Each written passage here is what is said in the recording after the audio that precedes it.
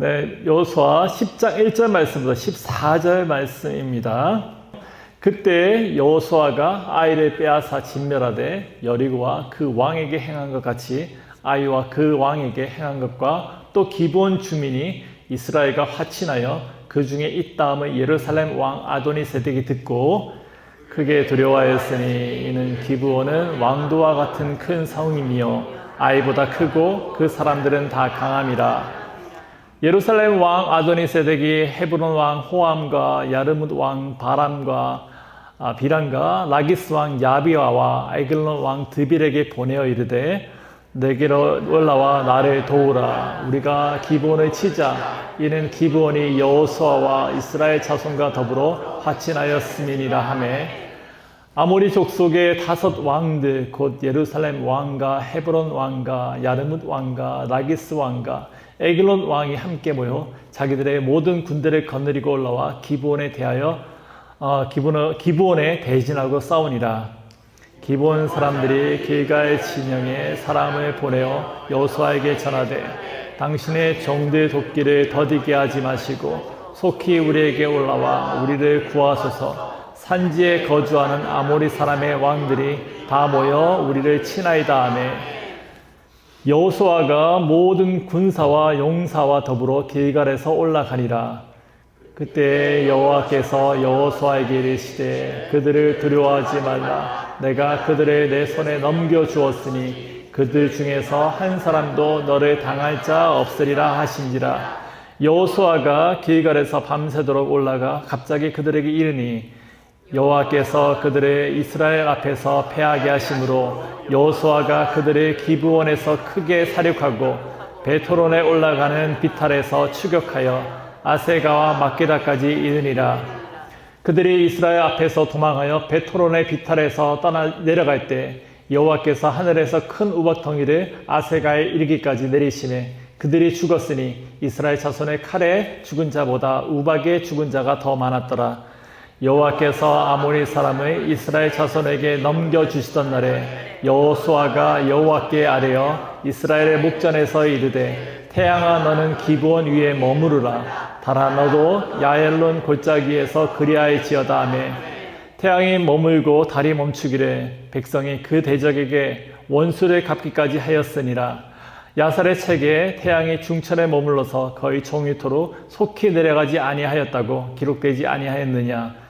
여호와께서 사람의 목소리를 들으신 이 같은 날은 전에도 없었고 후에도 없었나니 이는 여호와께서 이스라엘을 위하여 싸우셨음이니라. 아멘. 네, 긴 말씀을 읽었습니다. 우리 말씀을 시작하면서 먼저 영화 한 장면을 보고 시작하겠습니다.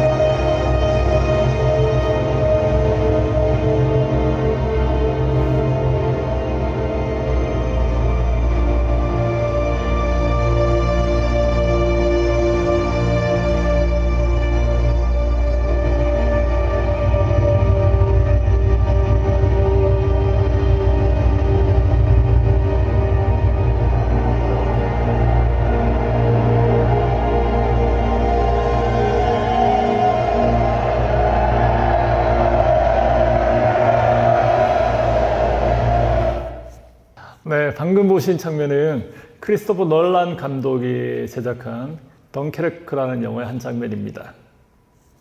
이 영화는 2차 세계대전 당시의 다이나모 작전을 배경으로 하고 있어요. 1940년 5월에 프랑스 덩케르크 해변에 영국군과 연합군 약 40만 명이 완전히 고립되었습니다. 뒤에는 차가운 바다가 있고 앞에는 독일군의 전차가 턱 밑까지 밀려 들어오는 그야말로 도간의 쥐와 같은 절망적인 상황이었습니다. 군사 전문가들은 아무리 잘해도 4만 명 정도 구할 수 있을까 그런 비관적인 사실상 포기의 판단을 내리고 있었습니다. 그런데 그때 믿기 어려운 일들이 벌어졌어요. 군함이 아닌 작은 어선들, 유람선, 심지어 개인 요트 수백 척의 군함이 아닌 민간 그런 선박들이 바다를 건너서 덩케르크로 향한 것입니다. 이 영화보다 더 영화 같은 이 기적의 역사가 9일 동안 계속되었고요. 40만 명 가운데 결국에 33만 8천 명이나 되는 그런 병사들이 살아 돌아왔다라고 합니다. 제가 이 이야기를 드리는 것은 이 사건 속에 아주 중요한 구원의 원리가 담겨 있기 때문입니다. 해변에 고립되어 있는 이 병사들이 자신의 힘으로 이 죽음의 절망에서 벗어났습니까? 그렇지 않죠. 그들이 한 일은 단 하나, 절망의 끝에서 수평선 너머에 다가오는 그 구조선을 바라보는 것 뿐이었습니다. 영상 속에서 지휘관으로 보이는 이가 만원경을 들고 먼 곳을 쳐다보고 있습니다. 그 옆에 장교가 물어요. 그러자 지휘관이 짧게 대답을 합니다. 홈이라고요. 여러분, 이것이 기적이 아닙니까?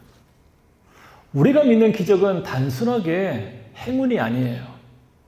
시편 121편 1절과 2절 말씀은 이렇게 노래합니다. 내가 산을 향하여 눈을 들리라. 나의 도움이 어디서 올꼬? 나의 도움은 천지를 지으신 여호와에게서로다.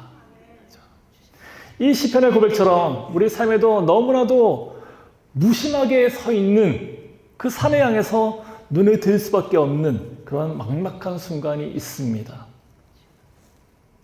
내 힘으로는 도저히 빠져나올 수 없는 절망적인 수렁 속에서 과연 구원이 있을까 하며 탄식하고 있는 그때에 하나님의 손길이 시작됩니다. 하나님은 우리의 노력으로 도달할 수 없는 그런 자리라 할지라도 은밀하면서도 놀라울 만큼 세밀하게 일하시는 분이십니다.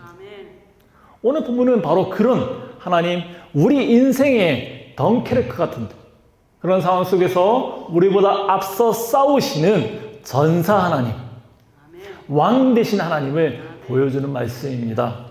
말씀을 통해서 하나님께서 이루시는 그 승리의 원리들을 함께 살펴보기를 소망합니다.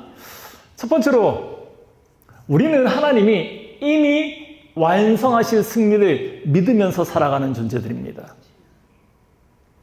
본문 1절과 2절에 다시 봅니다. 그때 여호수아가 아이를 빼앗아 진멸하되 여리고와 그 왕에게 행한 것 같이 아이와 그 왕에게 행한 것과 또 기브온 주민이 이스라엘과 화친하여 그 중에 있다함을 예루살렘 왕 아도니세덱이 듣고 크게 두려워하였으니 이는 기브온은 왕도와 같은 큰 성임이요 아이보다 크고 사람들은 다 강함이라. 아멘.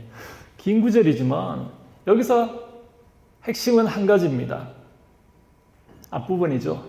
예루살렘 왕 아도니세덱이 몹시 놀랐다는 거예요. 당시 예루살렘은 아직 이스라엘이 정복하지 않은 이방인의 성이었습니다. 그 성의 왕인 아도니세덱이 크게 놀란 이유는 분명했어요. 이스라엘에 정복했던 그 소식도 충격이었지만 강력한 기브온마저도 이스라엘과 손을 잡았다. 그 소식 때문이었어요. 여기서 우리는 두려움이라는 그런 위기 앞에서 세상이 어떻게 반응하는지를 엿볼 수가 있습니다. 아도니세덱은 적의 편으로 돌아선 그 기브온을 응징하기 위해서 연합군을 조직합니다. 어제의 적이 오늘의 동지가 되는 그런 세상의 모습이라 할 수 있죠. 또한 목적을 이루기 위해서 수단과 방법을 가리지 않는 태도도 엿볼 수 있습니다. 보세요. 예수님을 대적하기 위해서 로마의 빌라도와 이스라엘의 제사장들이 함께 손을 잡았습니다. 예수라는 공동의 적을 제거하기 위해서 정치적으로 결코 함께 할 수 없었던 이들이 연합하여서 한마음이 되었던 거죠. 세상은 또 끊임없이 말합니다. 우리의 힘으로 못할 것은 없다고요. 아무리 이스라엘이라 할지라도, 아무리 강력한 기브온이라 할지라도 충분히 이길 수 있다고요. 이런 논리의 바탕에는 바로 세상의 목소리가 자리 잡고 있는 것 같아요. 그러나 시편 33편 16절은 분명하게 선포하고 있습니다. 군대가 많다고 해서 왕이 나라를 구하는 것은 아니고 힘이 세다고 해서 용사가 제 목숨을 건지는 것은 아니다라고요. 그럼에도 불구하고 세상은 계속해서 우리를 부추깁니다. 우리의 힘으로, 나의 능력으로 얼마든지 이길 수 있다고요. 이때 큰 위기에 빠진 기브온이 여호수아에게 구조를 요청합니다. 그런데 여러분, 여기서 한번 솔직하게 생각해 봅시다. 기브온 사람들이 과연 도와줄 가치가 있는 그런 사람들이었습니까? 사실 그들은 곰팡이 난 떡과 헤어진 옷으로 변장해서 이스라엘을 속였던 그런 사기꾼들이었습니다. 그런데 놀라운 일들이 벌어졌어요. 그런 그들을 위해서 여호수아는 밤새 산길을 달려가는 거죠. 무려 30km, 한 18, 19마일 되는 그런 거리였습니다. 왜였을까요? 그들이 착해서였습니까? 아니죠. 그 이유는 언약에 있어요. 비록 시작은 속임수였을지라도 그들이 하나님과 맺은 그 언약 안에 들어왔기 때문입니다. 이것이 바로 복음의 논리라고 할 수 있습니다. 기브온이 하나님의 언약 안으로 피하는 그 순간에 기브온의 허물보다 하나님의 신실하심이 훨씬 더 크게 작용하기 시작했기 때문이에요. 디모데후서 2장 13절 말씀 이렇게 말씀합니다. 우리는 신실하지 못하더라도 그분은 언제나 신실하십니다. 그분은 자기를 부인할 수 없기 때문입니다. 우리의 구원도 마찬가지예요. 우리가 어떤 자격이 있어서 하나님이 도우시는 것이 아닙니다. 에베소서 2장 8절 말씀처럼 우리는 그의 은혜로 말미암아서 믿음으로 선물을 받았다라고 말씀을 준 거예요. 기브온처럼 자격이 없는 우리가 하나님의 약속 안에 거하게 될 때 승리는 우리가 아니라 하나님께서 이루어 나가시는 줄 믿습니다. 이 은혜의 신비가 가장 찬란하게 영광스럽게 드러난 것이 바로 십자가예요. 과거의 여호수아는 대적의 피를 흘려서 승리를 얻었습니다. 하지만 우리의 참된 여호수아 대신 예수 그리스도는 자신의 피를 흘려서 승리를 완성하셨습니다. 십자가상에서 다 이루었다. 이러한 주님의 선언은 우리의 삶의 공식을 완전히 뒤바꿔 놓았어요. 우리는 더 이상 승리를 얻기 위해서 애쓰는 그렇게 살아가는 존재가 아니라는 거죠. 다 이루었다고요. 승리했다고요. 고린도전서 15장 57절 말씀, 우리 주 예수 그리스도를 통하여 우리에게 승리를 주시는 하나님께 우리는 감사를 드립니다. 우리 그리스도인들은 이미 주님께서 이루신 승리로부터 오늘을 살아가는 그런 존재입니다. 사랑하는 성도 여러분, 인생이라는 치열한 전쟁터에서 구원을 누리기 위해서 스스로를 몰아붙이지 마시기 바랍니다. 우리는 여전히 연약하고 실수투성이일지라도 우리를 붙드시는 하나님의 언약은 결코 흔들리지 않습니다. 이미 승리하신 그리스도의 그 은혜를 믿음으로 붙들고요, 그 담대한 그 평안 가운데 오늘을 걸어가시기를 주님의 이름으로 축복합니다. 두 번째로, 우리는 앞서 싸우시는 하나님의 약속을 붙들고 나아가야 돼요. 기본에 긴급한 요청을 받은 여호수아는 지체하지 않고 곧바로 군대를 이끌고 달려갑니다. 여러분, 이 장면을 단순하게 그냥 어느 장면에서 봤던 군인들이 터벅터벅 걸어가는 그런 행군으로 생각해서는 안 될 것 같아요. 길갈에서 기본까지 약 18, 19마일이라 말씀드렸어요. 근데 그것도 평지가 아니라 산길입니다. 그 거리를 칼을 들고 창을 들고 방패로 무장한 그런 중무장한 채로 한밤중에 거의 뛰다시피 이동하는 것은 강행군이죠. 극한의 강행군이라 할 수 있어요. 전쟁터에 도착하기도 전에 이미 탈진해서 쓰러지는 것도 어떻게 보면 참 자연스러웠을지도 모르겠어요. 그런데 8절 말씀에 보니까 몸과 마음이 지쳐있을 여호수아에게 하나님의 음성이 들려옵니다. 그들을 두려워하지 말라. 내가 그들을 너희 손에 넘겨주었다. 그들 가운데서 한 사람도 너를 당할 자가 없을 것이다. 여러분, 여기서 우리가 주목해야 될 표현이 하나 있습니다. 하나님은 내가 그들을 너희 손에 넘겨줄 것이다 라고 미래형으로 말씀하지 않으셨어요. 히브리 원문에서 이미 넘겨주었다라고 완료형을 쓰고 있습니다. 이 말은 무슨 의미입니까? 우리의 눈에는 이제 막 전쟁이 시작되려 가는 그런 긴박한 순간인데, 하나님의 시간 속에서는 이미 그 전투는 승리로 끝났다는 거예요. 여호수아가 그 고통의 행군을 끝까지 할 수 있었던 이유는 그에게 체력이 뛰어나서가 아니었어요. 이미 이루어진 하나님의 약속을 확신했기 때문입니다.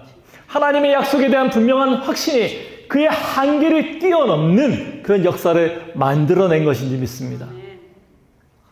전쟁터에 도착했을 때 하나님은 단순하게 말씀으로만 격려하는 분이 아니라는 사실을 분명히 보여주고 있어요. 11절 말씀 볼까요?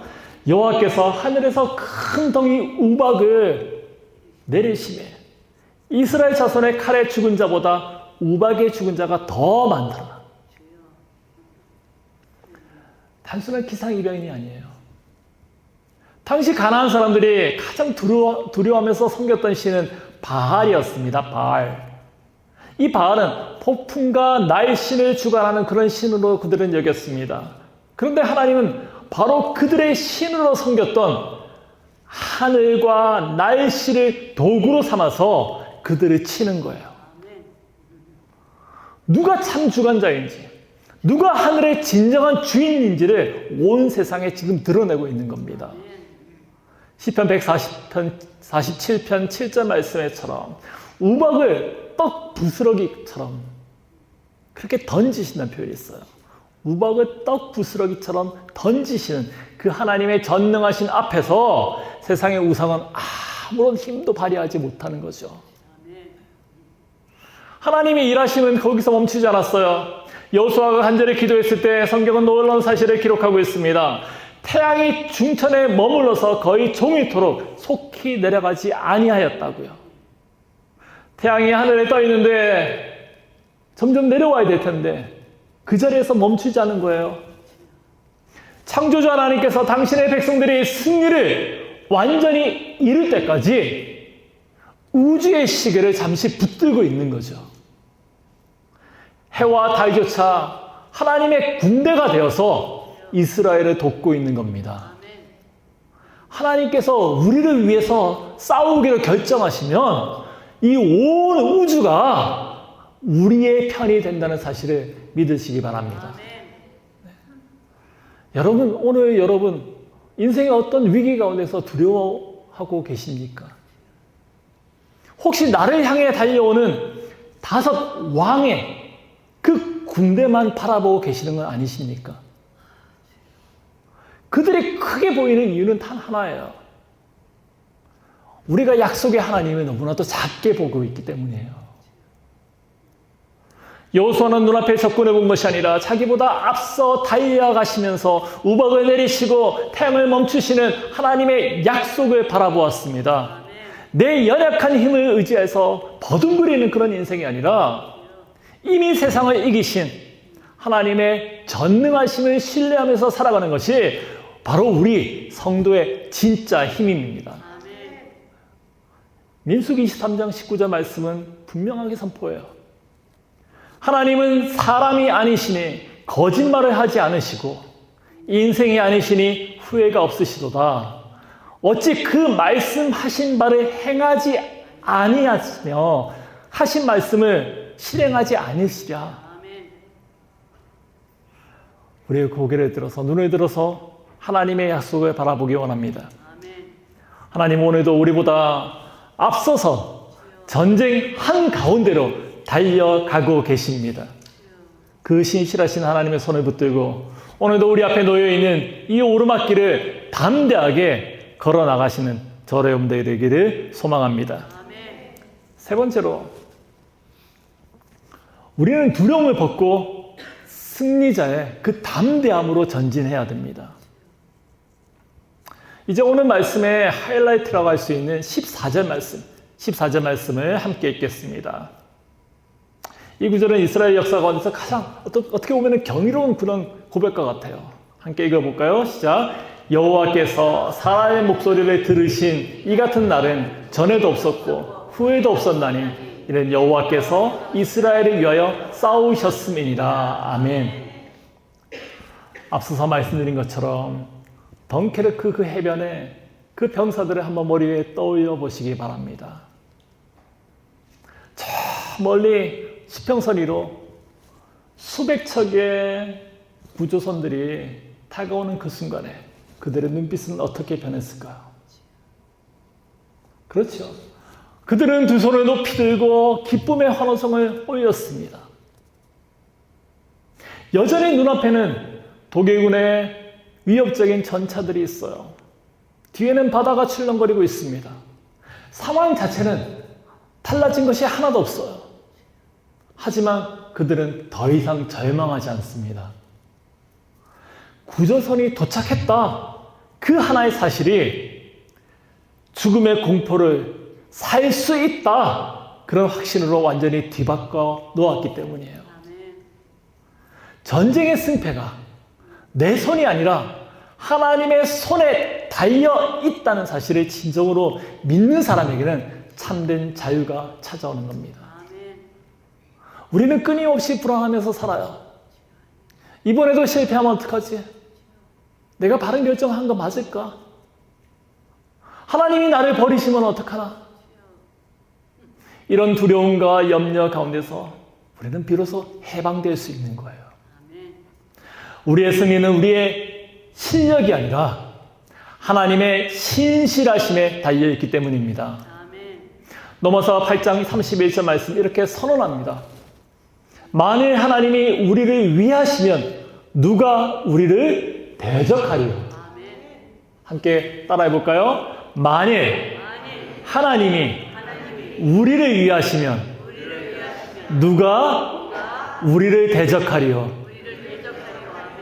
하나님께서 우리 편이 되어서 직접 싸우시는데 그 무엇이 우리를 넘어뜨릴 수 있겠습니까?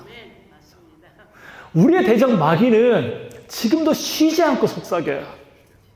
너 자신을 좀 봐봐. 너는 패배자잖아. 상황이 이렇게 엉망인데 네가 도대체 뭘 할 수 있겠냐? 이제 끝이야라고요. 쉬지 않아요. 그러나 여러분, 우리는 그 거짓말에 속을 필요가 없습니다. 죄가 우리를 공격하고 세상이 우리를 아무리 압박하고 죽음의 그림자가 심지어 우리를 뒤덮는다 할지라도 두려움에 물러설 필요가 없는 거예요. 왜냐하면 우리의 대장 되신 영원한 대장 되신 예수 그리스도께서 이미 세상을 이겼기 때문입니다. 요한복음 16장 33절 말씀, 주님은 말씀하세요. 세상에서는 너희가 환난을 당하나 담대하라, 내가 세상을 이겼노라고요. 주님은 십자가에서 우리의 모든 패배와 저주를 대신 짊어지셨습니다. 그리고 부활하심으로 영원한 승리를 확증하셨습니다. 히브리서의 말씀처럼 주님은 죽음을 통해서 죽음의 세력을 잡은 자, 곧 마귀를 멸하셨습니다. 사랑하는 성도 여러분, 우리는 더 이상 패배를 두려워하면서 숨어 다니는 존재가 아니에요. 우리는 그리스도 안에서 이미 승리를 확증받고 담대하게 전진하는 그런 사람들입니다. 이 담대함은 우리를 위해서 앞서 싸우시는 하나님의 그 열심에서 비롯된다라는 사실을 기억하기 원합니다. 그래서 어떤 거친 상황 가운데 흔들리지 않은 평안함, 그것이 우리가 그리스도 안에서 오늘 누려야 되는 승리의 그 권세인 줄 믿습니다. 말씀을 믿겠습니다. 사랑하는 성도 여러분, 기억하십시오. 여러분들의 인생은 혼자서 겨우 버텨내는 그런 삶이 아닙니다. 하나님은 우리의 기도를 들으시고요, 온 우주를 움직이셔라도 도우시는 전사이신 하나님이세요. 자격 없는 우리를 위해서 달려오시고요, 태양까지 멈추게 하는 그 왕 되신 하나님이 바로 우리의 아버지십니다. 오늘 여러분들 앞에 어떤 문제가 놓여 있다 할지라도 어떤 대적도 하나님의 약속보다 클 수 없습니다. 그러니 이제 우리는 고개를 들어서요, 어깨를 펴고요, 이미 승리하신 예수 그리스도의 그 손을 붙잡고 오늘이라는 전쟁터를 마치 잔치의 자리처럼, 축제 현장처럼 당당하게 걸어가시기를 주의 이름으로 축원합니다. 우리를 위해서 싸우시는 하나님이 계시기에 우리는 승리하는 거예요. 이 놀라운 승리의 확신을 품고 세상 속으로 힘차게 전진해 나가는 저와 여러분 되기를 주님의 이름으로 축원합니다. 기도하겠습니다.